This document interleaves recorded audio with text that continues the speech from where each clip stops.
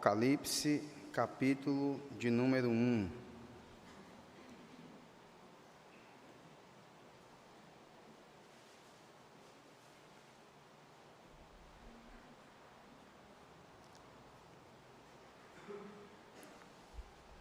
Então vamos, nesse momento, ler mais uma vez a Escritura, apenas o versículo de número 7. Eis que vem com as nuvens, e todo olho verá, até quantos os transpassaram, e todas as tribos da terra se lamentarão sobre ele, certamente. Amém. Oremos mais uma vez. Senhor, obrigado por mais uma oportunidade que nós temos de ouvir a Tua palavra cantada, lida, e também por meio da pregação do texto sagrado, que Tu preservou, que Tu protege, que Tu, ó Pai, quer que o Teu povo aprenda e apreenda e caminhe segundo a Tua vontade, segundo a Tua palavra. Em nome de Jesus, ser conosco, fala conosco. Amém, Senhor. Meus irmãos, diante de nós está um texto aqui, que por todo o livro, chamado Apocalipse, que nós vamos com certeza tocar em uma temática teológica chamada escatologia, o estudo das últimas coisas, com ele.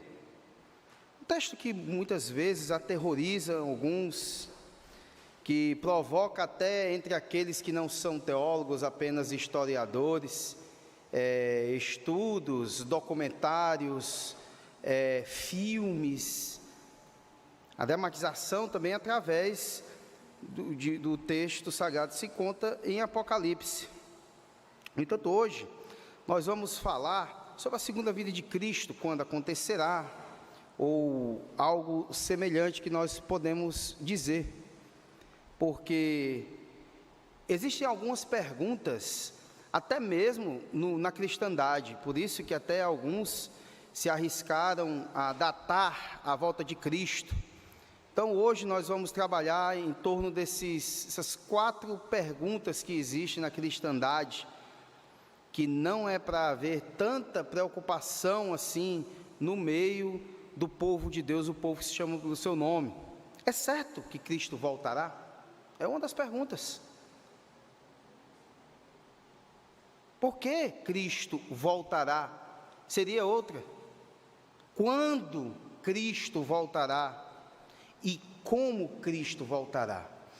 A volta dele é certa. Nós sabemos até, inclusive, que em termos de cumprimento total do Senhor Jesus com toda a Escritura, ainda não se cumpriu tudo. Inclusive, esse é um dos argumentos para aqueles que gostam de dizer: Cristo já cumpriu toda a lei, ela já está em desuso. Não.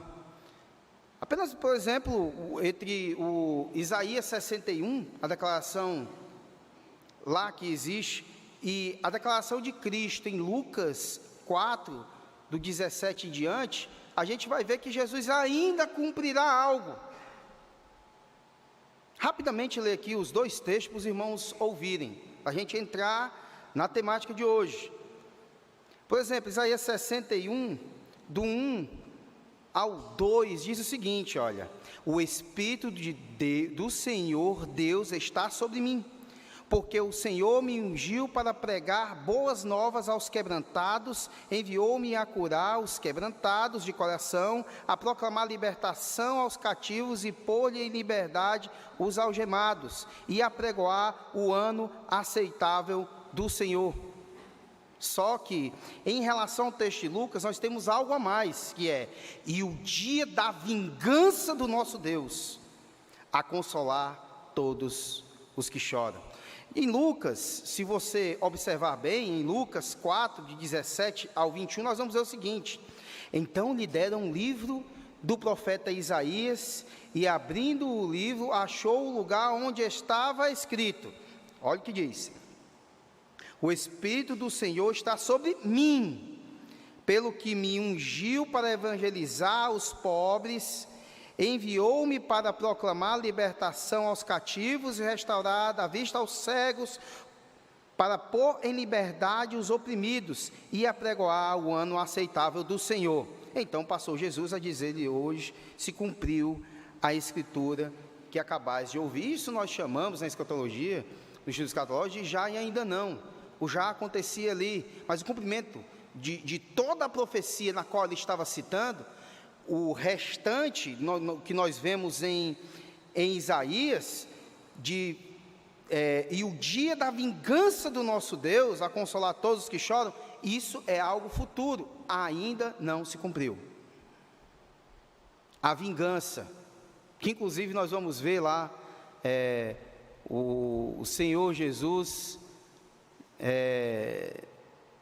destruindo, desbaratando e aniquilando todos os inimigos de Deus. Nem as carnes sobraram, de acordo com Apocalipse 19. Então Jesus voltará. Você pense em cumprimento da lei, do que está escrito sobre ele em toda a escritura, pense somente em escatologia, ou em todos os posicionamentos teológicos, escatológicos que existem. Ele voltará. Mas a grande questão é esses 4 pontos que parecem permear a cristandade em questões de datação e quando isso acontecerá. Cristo pode vir para você, pode vir até você. Nós estamos preparados para isso? A rainha da Inglaterra, certa vez, visita de surpresa uma escola e encontra a professora e os alunos em total desordem. Aí ela diz: voltarei.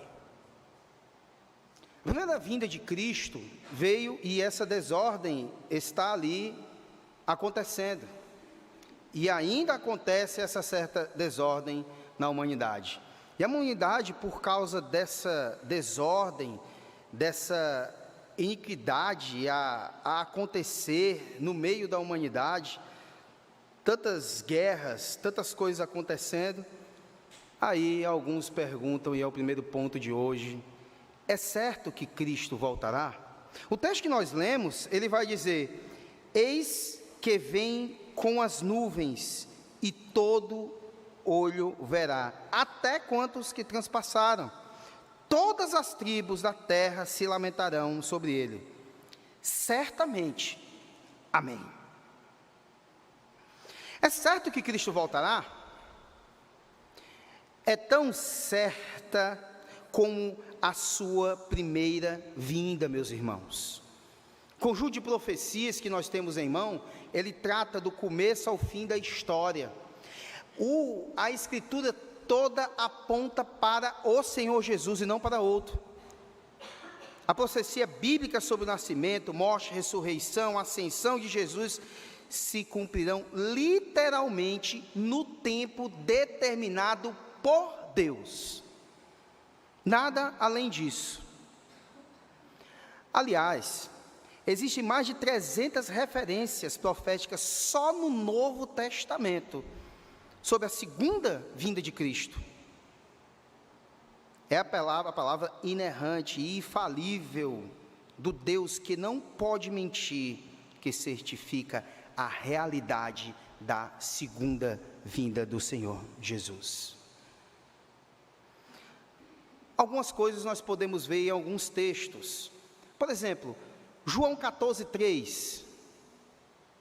Quando eu for, voltarei e vos receberei para mim mesmo. Apocalipse 3:11. Venho sem demora. Mateus 24:30. Então aparecerá no céu o sinal do Filho do Homem. E temos 2 Pedro 3:10, que diz: virá entretanto como ladrão o dia do Senhor, o dia do Senhor. Inclusive até na linguística nós vamos ver a questão de que esse dia é um dia único na história. O dia do Senhor está por vir. Outra coisa é que os sinais proféticos apontam a preparação desse cenário, do acontecimento. Daniel 12:4 vai falar aquele clássico, né, que o saber se multiplicará, ou o conhecimento se multiplicará. O século da propulsão a jato, da cibernética, da computação, da internet, da engenharia genética, da tecnologia. Conhecimento já se multiplicou bastante. Conhecimento já ganhou corpo na história. Outra coisa também que nós temos desses sinais, no Mateus 24, inclusive vamos abrir o texto aí, que a gente vai ver alguns versículos daí, no Mateus 24, o 4 e 5, ele vai dizer no Mateus 24, e ele respondeu: vede que ninguém vos engane, porque virão muitos em meu nome dizendo, eu sou o Cristo, e enganarão a muitos. Seria um engano religioso, ocultismo, orientalismo, messianismo, espiritismo, nova era. Até pentecostalismo também, meus irmãos. Ciência se une ao místico. Vamos colocar também essas igrejas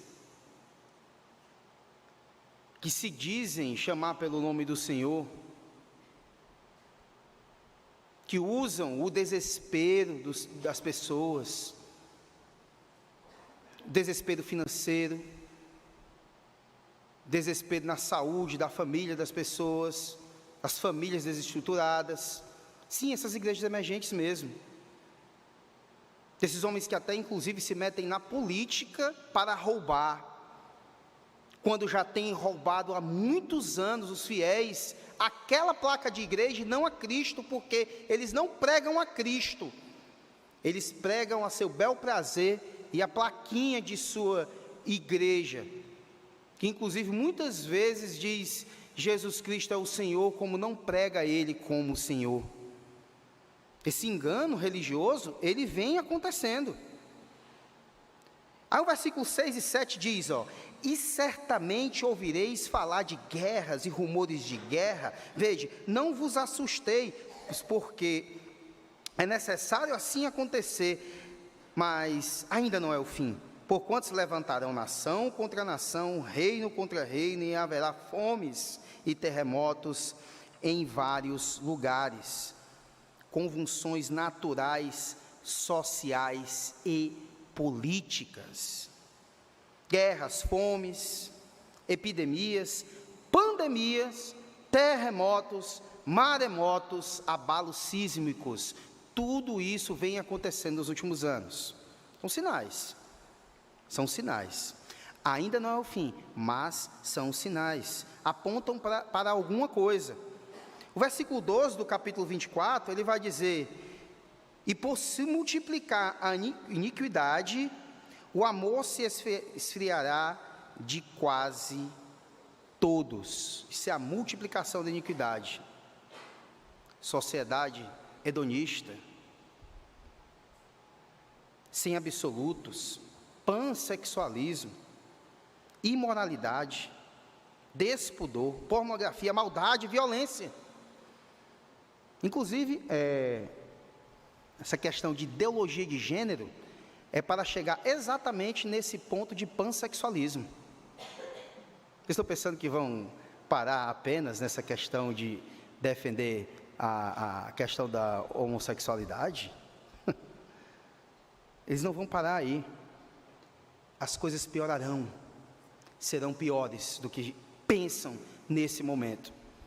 E tudo isso colabora para que os que não são chamados pelo nome do Senhor, os que não fazem parte da igreja invisível, Os que não fazem parte daqueles que são chamados pelo nome do Senhor serão agredidos, serão odiados.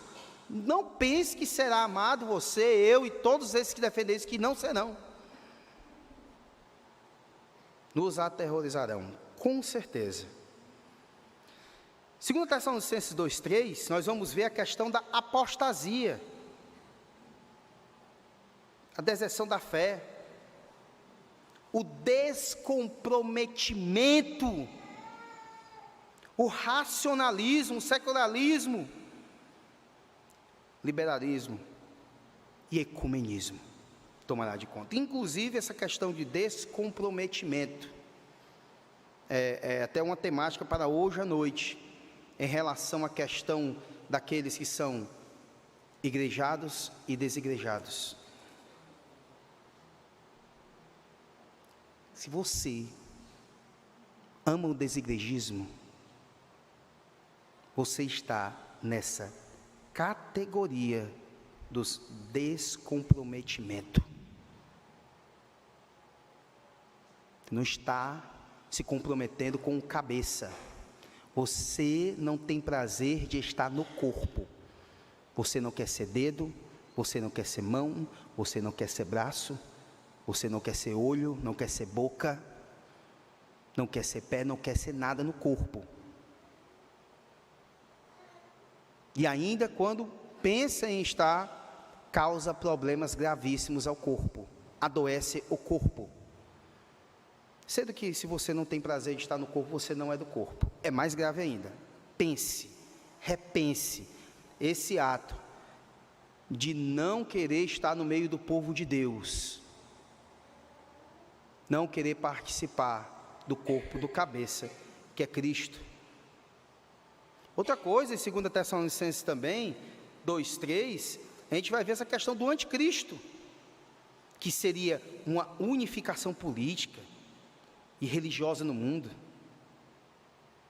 essa consciência cósmica. Esses tipos de coisa, esses acontecimentos são sinais da segunda vida de Cristo. Ainda não é, mas essas coisas estando acontecendo, é para nós ficarmos alertas. Certa vez, o Alex pregou no texto de Tessalonicenses, e ele falou que esse negócio de pegar de surpresa, é para quem não é convertido. Quem é convertido não é pego de surpresa, não.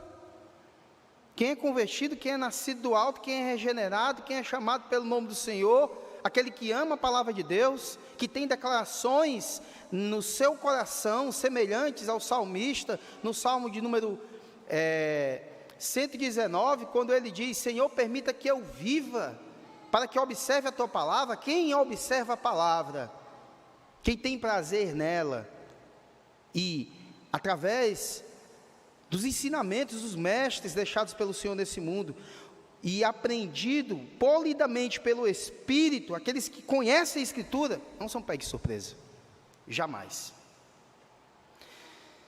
Então, depois desse ponto, de que é certo que Cristo voltará, nos leva ao segundo, que seria: por que Cristo voltará?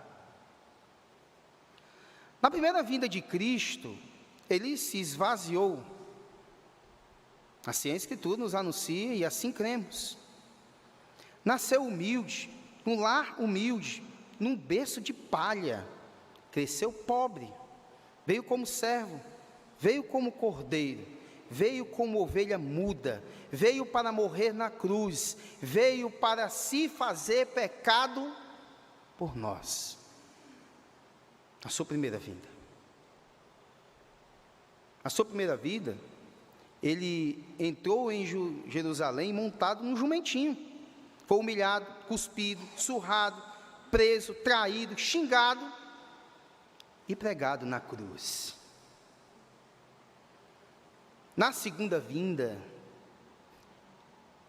ele virá como rei exaltado, como Senhor dos senhores, como juiz de toda a terra.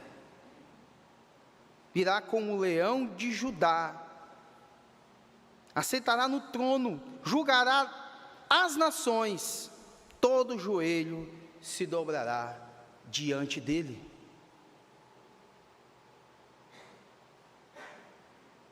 Ele julgará as nações. Pule uma página aí em Mateus, lá para Mateus 25.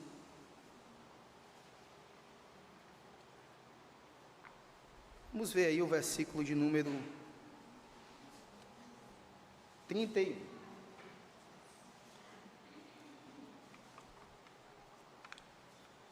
O versículo de número 31 declara: Mateus 25, 31.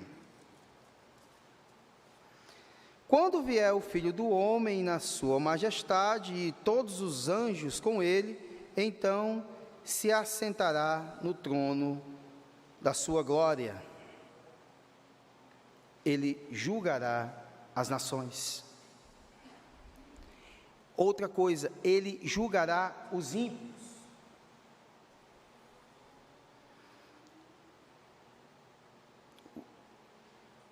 E lançá-los na fornalha de fogo ardente. E ainda irá dizer-lhes: apartai-vos, malditos. Os que escaparam da justiça terrena não escaparão da ira do Cordeiro. Os pecados ocultos serão revelados do eirado. Naquele dia será julgado os segredos do coração dos homens. Os ímpios arderão como restolho no fogo. Inclusive, desejarão a morte. Só que a morte fugirá deles. Outra coisa, ele julgará os cristãos nominais. Muitos naquele dia dirão: Senhor, Senhor. São cristãos nominais.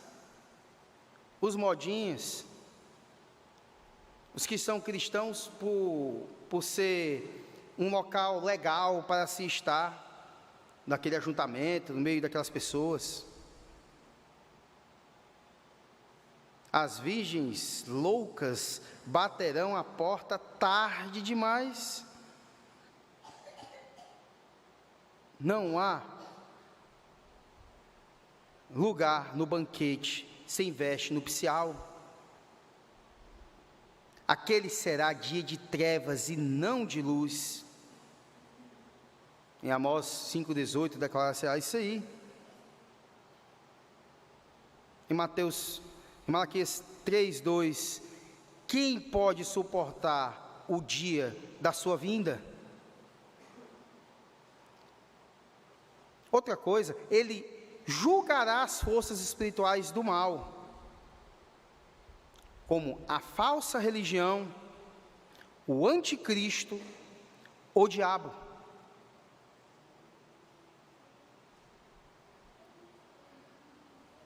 Ele julgará a igreja.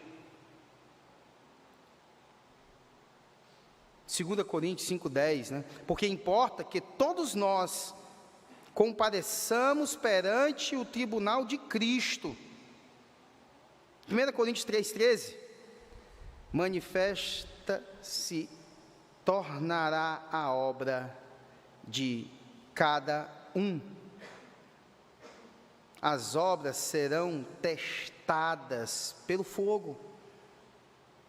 Cristo virá para galardoar os santos, virá para nos dar corpos glorificados, virá para nos fazer novas todas as coisas. Ele virá para exercer justiça, virá para entregar o reino ao Deus Pai. Ou seja, ele já reina, né? Quando Cristo voltará? Isso provocou hecatombe e desordem em muitas religiões de falsos mestres, né? Pessoas que tentaram datar. Alguns até hoje sofrem quando vão a fim de debater conosco e quando se joga isso, né, na cara deles, eles ficam perdidos. Fato é que nós não sabemos nem a hora, não sabemos. Todos que quiseram entrar nesse segredo, esse segredo de Deus, velado por Deus, caíram no ridículo. Jesus disse aos discípulos que não lhes competia conhecer o Cronos e o Kairós, ou seja, o tempo da sua vinda. Em Atos 1:6, podemos sim, nós vamos ver que podemos sim esperar a volta de Cristo. Já em 2 Pedro 3, do 11 ao 12, nós vamos ver que nós podemos esperar e apressar a vinda de Jesus. Não que vamos acelerar o tempo do Senhor, mas que a igreja ela vai cumprindo esse papel no reino de Deus, ao pregar as boas novas a todos aqueles que não conhecem, mas são destinados à vida eterna. Outra coisa, a segunda vinda será de surpresa. Aí nós vamos ter uma gama de textos para isso, em Mateus 24, 45 ao 51, 25 do ao 13, e 25 do 14 ao 30. Será como a chegada do ladrão, sem aviso prévio, inesperada.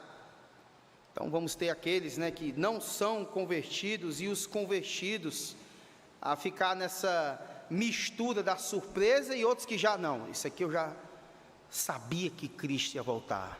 Nos últimos dias agora, eu suspeitava disso, e os outros lá, surpresa total. Perguntaram certa vez a John Wesley: o que você gostaria de estar fazendo quando Cristo voltar? Ele disse: o que faço todos os dias. Aí eu pergunto, meus irmãos, será que em todos os dias de nossa vida, desde a conversão até hoje, alguns têm aqui anos, alguns nasceram na igreja, outros têm pouco tempo de conversão, outros têm alguns anos como presbítero ou diácono, outros começaram a compreender o verdadeiro evangelho agora, mas o fato é que nós já temos anos como cristãos. Será que nós temos cacife para dizer, afirmar isso, se fosse feita uma pergunta semelhante a nós, de estar fazendo o que fazemos todos os dias? Esse homem, certamente, porque a Bíblia diz, nós sabemos disso, que ele é um pecador, ele era um pecador, mas ele exercia o caráter de um eleito. Nós exercemos o caráter de um eleito. Não estou falando de personalidade aqui, se você fala mais alto que alguém, se você é mais agitado que alguém, que é mais calminho, mais tímido, não estou falando disso. Eu estou falando em essência, você tem agido, nós temos agido como cristão todos os dias de nossa vida.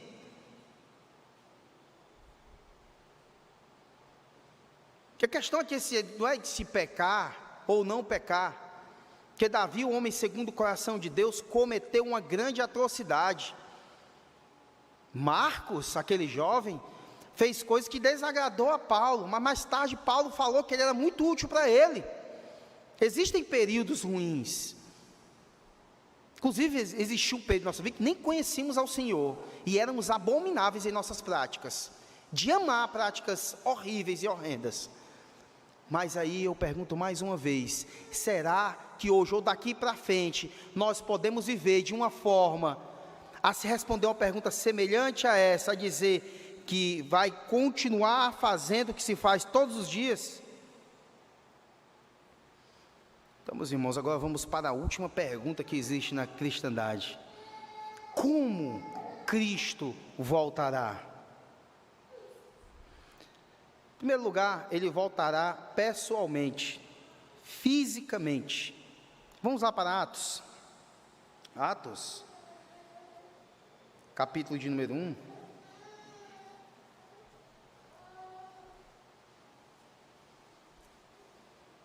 versículo 9, a Escritura diz: ditas essas coisas, foi Jesus elevado às alturas, à vista deles, e uma nuvem o encobriu os seus olhos. E estando eles com os olhos fitos no céu, enquanto Jesus subia, eis que 2 varões vestidos de branco se puseram ao lado deles e lhe disseram: varões galileus, por que estáis olhando para as alturas? Esse Jesus que dentre vós foi assunto aos céus, virá do mesmo modo que viste subir. Ele virá fisicamente, ele voltará visivelmente, mas ele também voltará repentinamente, num momento, átomo, faísca,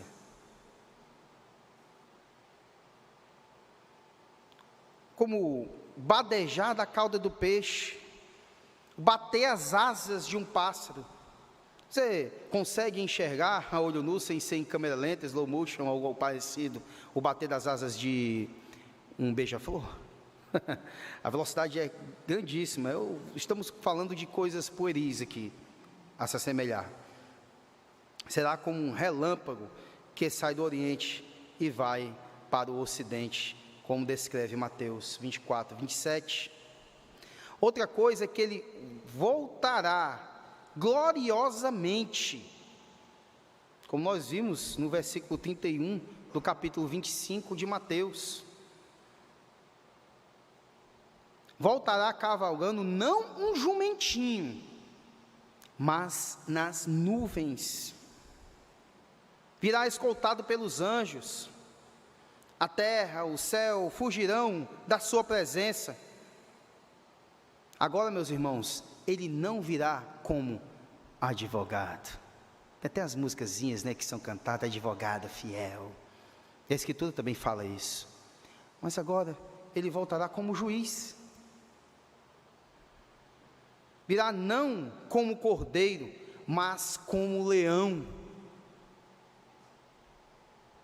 Aqueles videozinhos que o pessoal da torcida aí do Fortaleza, colocam, quando Fortaleza ganha, eles botam um leão rugindo. Rapaz, o negócio é brabo ali, é forte.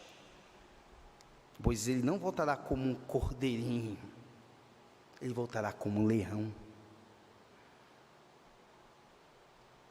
Virá não para perdoar, mas para julgar. Será dia de glória e dia de horror. Monte cair sobre nós, declararão. Todos os povos da terra se lamentarão. Será dia de luz e dia de trevas. Será dia de riso e dia de choro e ranger de dentes. Será dia de alegria e dia de remorso. No começo da pregação nós falamos isso, da profecia que ele leu em Lucas, na qual ele falava do momento ali da primeira vinda. Cura, libertação, pregação de boa nova esperança, atender aos pobres, caridade, algo semelhante. Mas ele não leu o restante da profecia, a questão do dia do Senhor que julgará. Isso acontecerá.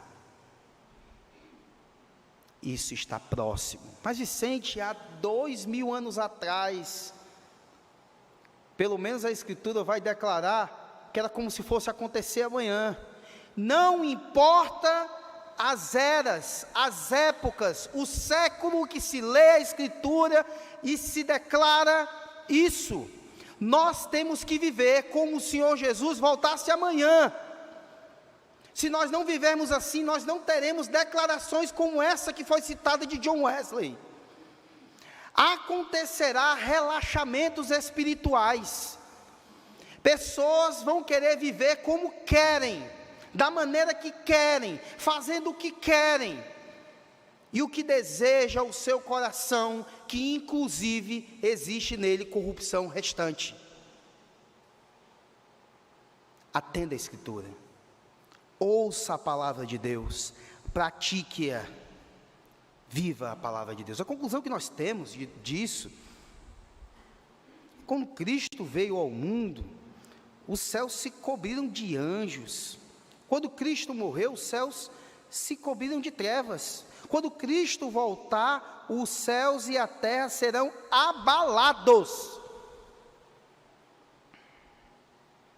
Os ímpios tremerão. E o dia da vingança do nosso Deus Todo-Poderoso é o dia do juízo. Tudo que foi feito às ocultas virá à luz. Naquele dia, meus irmãos, Deus julgará os segredos do coração dos homens. Os livros serão abertos, não haverá defesa, não haverá desculpas. Quem não estiver no livro da vida será lançado no lago de fogo. Aquele lá que nós temos lá, a gente vai lendo, capítulo 20, 21 de Apocalipse, vai ser lançado lá.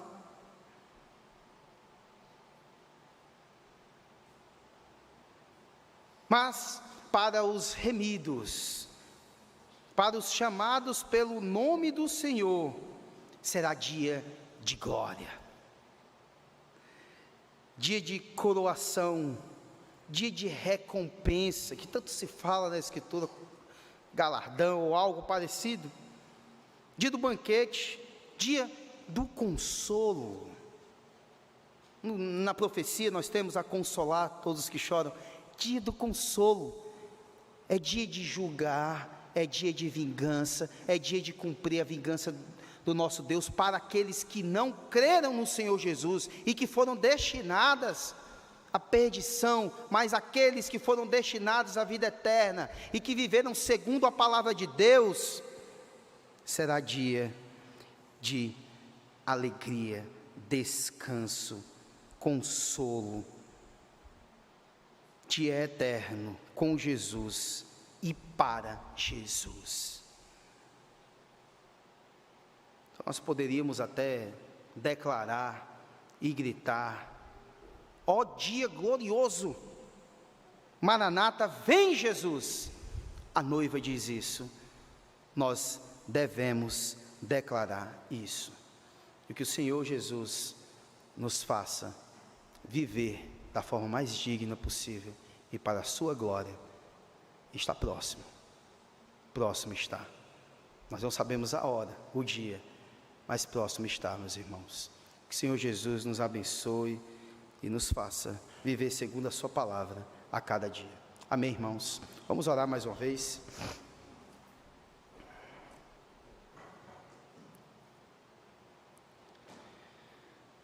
Deus amado, ó Senhor Jesus, obrigado, ó Pai, por mais um dia na Tua presença, por mais um dia que nós ouvimos de forma tripartida ou de três maneiras a Tua palavra. Que prazer cantar a Tua palavra, que prazer é ler a Tua palavra no Antigo e no Novo Testamento, porque é boca Tua, são lábios Teus, falando ao Teu povo. Que maravilhoso, ó Pai, ouvir a pregação da Tua palavra e o Teu conselho, mas te pedimos, ó Pai, que Tu nos fortaleça para praticar a Tua palavra, que possamos viver para a Tua glória, nossas vidas seja vida vivendo na palavra, e não segundo ou conforme as filosofias e pensamentos do presente século, mas sim nos conformando à Tua palavra de Deus. Em nome de Jesus, muito obrigado por tudo. Amém, Senhor.